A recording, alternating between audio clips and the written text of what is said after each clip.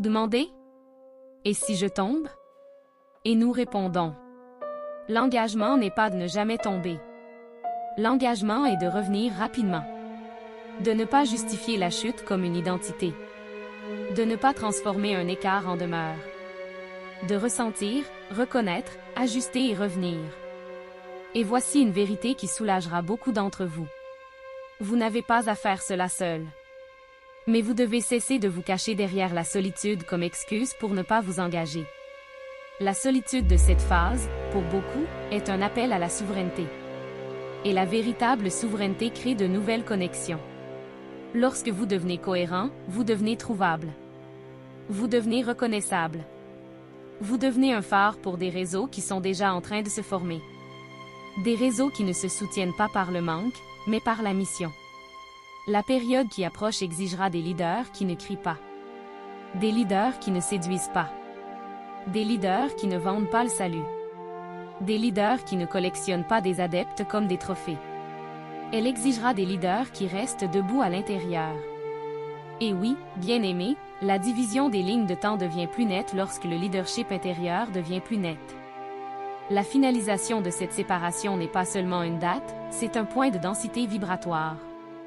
C'est lorsque certaines fréquences ne peuvent plus coexister dans le même champ, sans une friction extrême.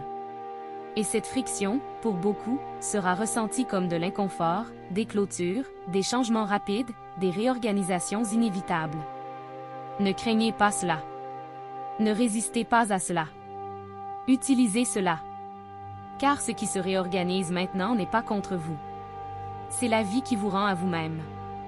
Et avant de conclure, nous voulons laisser quelque chose de très clair, avec amour et fermeté. Vous n'avez pas été amené ici pour survivre à la fin d'un monde. Vous avez été amené ici pour naître à l'intérieur d'un nouveau. Le leadership que vous portez n'est pas un titre. Ce n'est pas une fonction. Ce n'est pas un rôle social. C'est une fréquence qui se meut à travers les choix.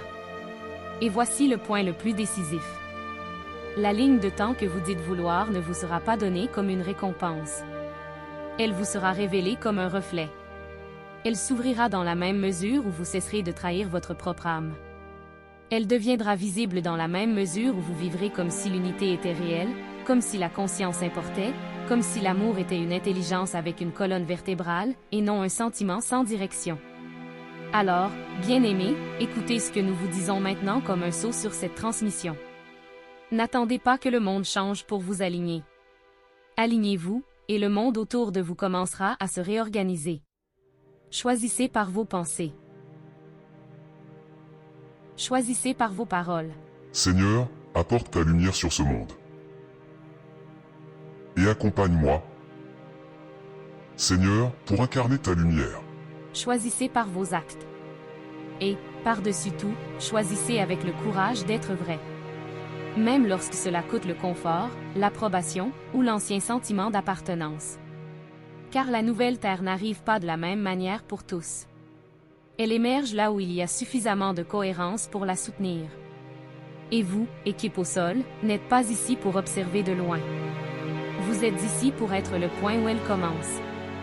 Et lorsque la division deviendra indéniable, lorsque les réalités s'éloigneront, lorsque le bruit augmentera et que beaucoup se confondront, vous n'aurez rien à prouver à qui que ce soit. Vous aurez seulement à demeurer dans ce qui est vrai. Ce sera votre épreuve. Ce sera votre protection. Ce sera votre autorité. Et ce sera votre signature dans le champ. Nous vous voyons. Nous vous connaissons. Et nous vous disons, avec toute la clarté du Haut Conseil, le temps de jouer à l'éveil est terminé. Maintenant, est le temps de vivre comme ce que vous dites être. Et la ligne de temps que vous aiderez à ancrer sera le monde dans lequel vous vous éveillerez.